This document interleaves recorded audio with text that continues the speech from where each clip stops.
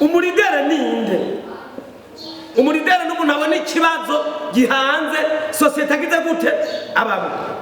Yese devde dufati mwubaho akora umuganga muri zone. Aha umuntu akora umuganga ku mutumba ngoma. Arona shefu umutumba ngoma. Ikizokwereka ko abantu bo ngaha abaridere n'igiki icyambere.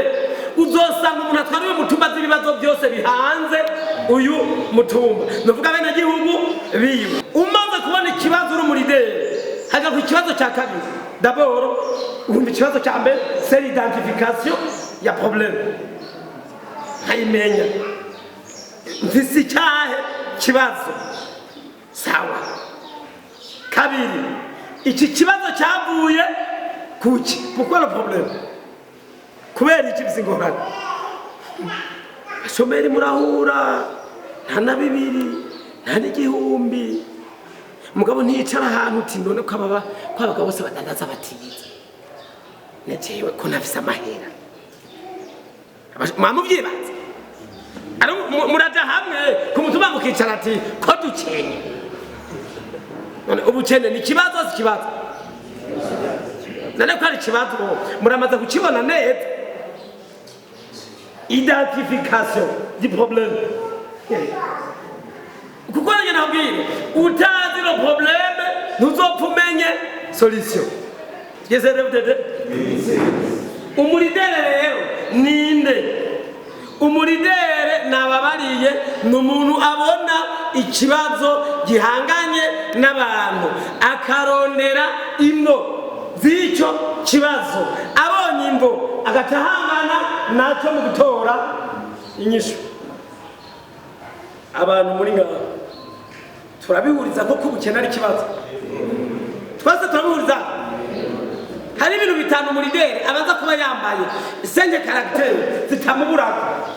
Icyambere cyo c'est le savoir. Le savoir ni reconnaissance. Turi kumwe ibitwize ibyo twabonye nukuvuga ibintu byose biturimo n'ibyo twize c'est sur les connaissances. En d'autres termes c'est le savoir. Ufise le savoir hacakene gucyakabiri cyo kumenya le savoir faire. Kuko abantu bafite le savoir mu Rwanda bafite le savoir faire. Le savoir faire ni iki? Nukumenya icyo ukora mu mwanya wacu. Par exemple urumva ko wibuka kugira regret utakibi shobora.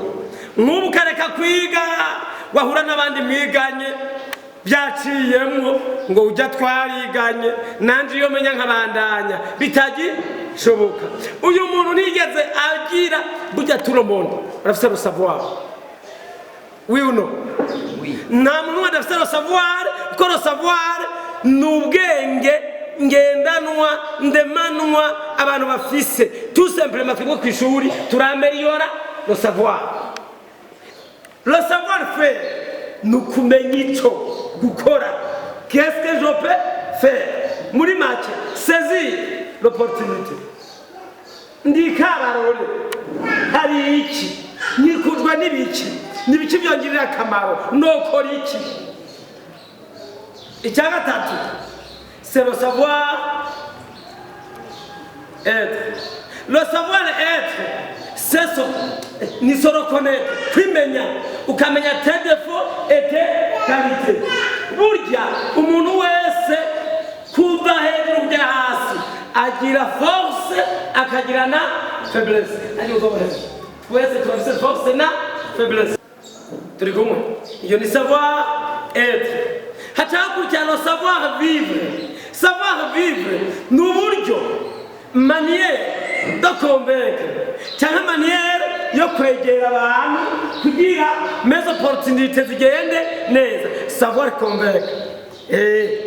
Erega wewe watanguza koperative wabonye ko ari inyishu y'ikibazo cy'ubukene abuzegeranya bose ntibazoba babibona. Uzotukoresha rero savoir. Trekomo. Le savoir être ni ikora ku muntu ni intuition. Ndi jewe nimenya ndi inde nkomeye ndi faible mugabo ngo savoir vivre rero wewe uterura bya bintu wa conserva ukabishira mu nyuma ukabishira no mu nomba kuneza yawe mugabo kuneza ya mwese icyanyuma c'est le savoir faire le savoir faire rero uza gutora abantu bose ukabakoresha ukabagida nk'umuridere kugira mushike kuri objectif abashomeri abarondezi bakazi aya matara muramaze kuyadetekta muri nebe ubu notora abakobwa batanu bava ku mutumbu oya nofata abahungu n'abakobwa senye bava ku mutumbu mwebwe mumbarira muti tugiye hamwe genda boniki uwakivuga mbona ari uyu ni bafite no savoir vivre il va convaincre l'art de convaincre wachavuga muti mugabo uwo twagira umushefu n'uyu ko arafite no savoir faire nukuvuga organiser les gens pour arriver à un objectif bien précis. Turkum erega umuntu yogira amahera erega umuntu yogira umugambi projet n'amahera ubwo bikamara kwegeranya abantu ngo bashike kubworozi bw'inkoko nibyo sivyo ni kiro dushaka muri mwebwe